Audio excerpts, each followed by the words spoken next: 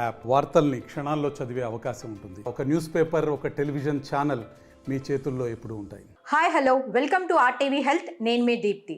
ఈరోజు మనతో పాటు ఉన్నారు doctor Sandeep Dachuri, consultant ENT, KIMS sunshine hospital, Begumpet. నమస్తే అండి. నమస్కారం. జనరల్గా మనం చాలా మందిలో ఎసిడిటీ అనేది చాలా కామన్గా చూస్తూ ఉన్నాం కదా. అసలు ఏంటి ఎసిడిటీ ఎందుకు వస్తుంది అంటారు? దీనికి రావడానికి గల కారణాలు ఏంటి? అసిడిటీ యూజువల్గా గ్యాస్ట్రోఈసోఫేజియల్ రిఫ్లక్స్ వల్ల వస్తుందండి.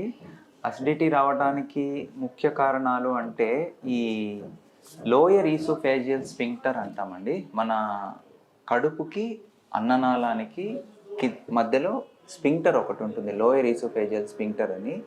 ఈ స్ఫింక్టర్ అనేది లూజ్గా అవ్వటం వల్ల, ఇంటర్మీడియట్గా లూజ్గా అవ్వటము, కొంతమందిలో పర్మనెంట్గా లూజ్ అవ్వటం, ఇది లూజ్ అవ్వటం వల్ల, లేదంటే హయాటస్ హెర్నియా అని ఉంటుందండి. హయాటస్ హెర్నియా అంటే ఏంటంటే కొంత భాగం స్టమక్, పొట్ట ఈ ఛాతీలోకి రావటం, ఈ హయాటస్ హెర్నియా కానీ ఇలాంటి కారణాలు ఉన్న వాళ్ళలో ఈ కడుపులో అన్నం డైజెస్ట్ అవ్వడం కోసం ఉత్పత్తి అయిన యాసిడ్ అనేది మనకి అన్ననాళంలోకి రావటం, దాన్ని జిఆర్డి అంటాము.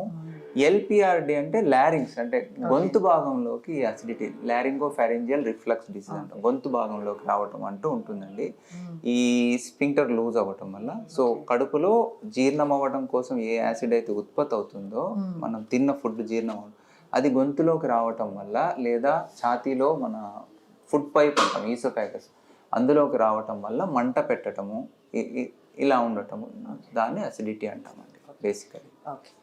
అసలు ఈ ఎసిడిటీ ఉన్న వాళ్ళల్లో లక్షణాలు ఏ విధంగా ఉంటాయి అంటారు?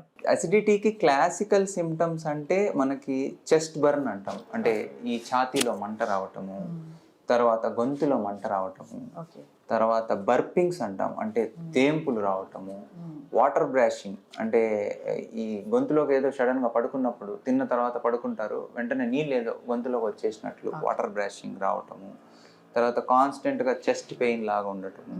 సో ఇవన్నీ ఉంటాయండి క్లాసికల్ సిమ్టమ్స్.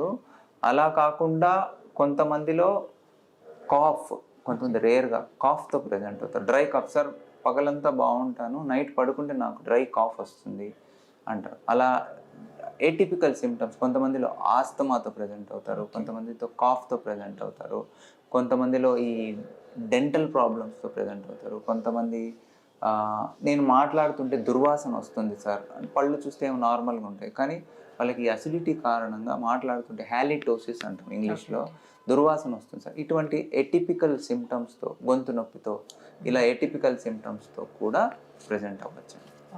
సో ఎసిడిటీ వచ్చిన వాళ్ళు ఎలాంటి ట్రీట్మెంట్ ఆప్షన్స్ అందుబాటులో ఉన్నాయి? అసిడిటీకి సంబంధించి ఫస్ట్ ఏంటంటే అండి, లైఫ్ స్టైల్ మోడిఫికేషన్ అనేది చాలా ఇంపార్టెంట్ అండి. అసిడిటీ ఫస్ట్ అసలు గ్యాస్ట్రోఎంట్రాలజిస్ట్ దగ్గరకు కానీ ఈఎన్టీ దగ్గరకు కానీ వెళ్ళి చూయించుకోవాలి. వీళ్ళల్లో లైఫ్ స్టైల్ మోడిఫికేషన్ అనేది చాలా important. Basically fatty foods, fried foods, బాగా మసాలా ఉన్న ఫుడ్స్, ఇవి బాగా తగ్గించాలి.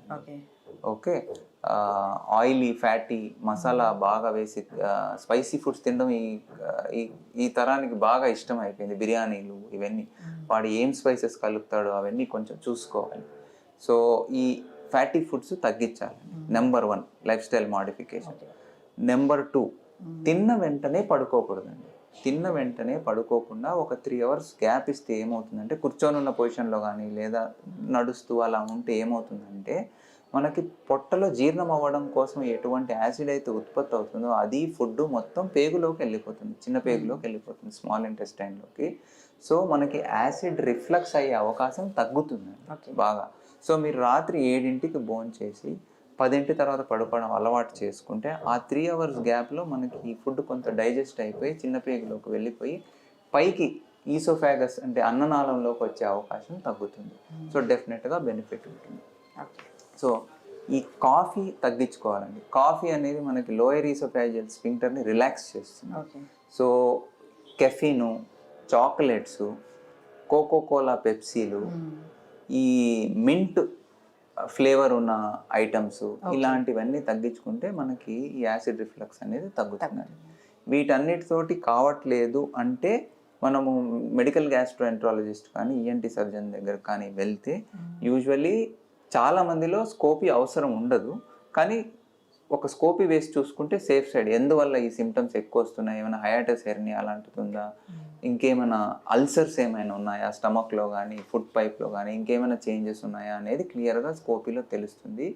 నోటి ద్వారా వెళ్ళి అన్ననాళము స్టమక్ అనేది చూడటం జరుగుతుంది, పొట్ట ప్రాంతము మొత్తం చూసి తర్వాత యూజువల్గా యాంటాసిడ్స్ అనేటివి ఇస్తామండి. యాంటాసిడ్ డ్యూరేషన్ అనేది డాక్టర్ డిసైడ్ చేస్తారు డిసీజ్ ఎంత సివియర్గా ఉంది అనే దాన్ని బట్టి ఈ యాంటాసిడ్స్ వేసుకోవటము. ఇప్పుడు కొత్తగా ఆల్జినేట్స్ అనేటివి వచ్చాయి.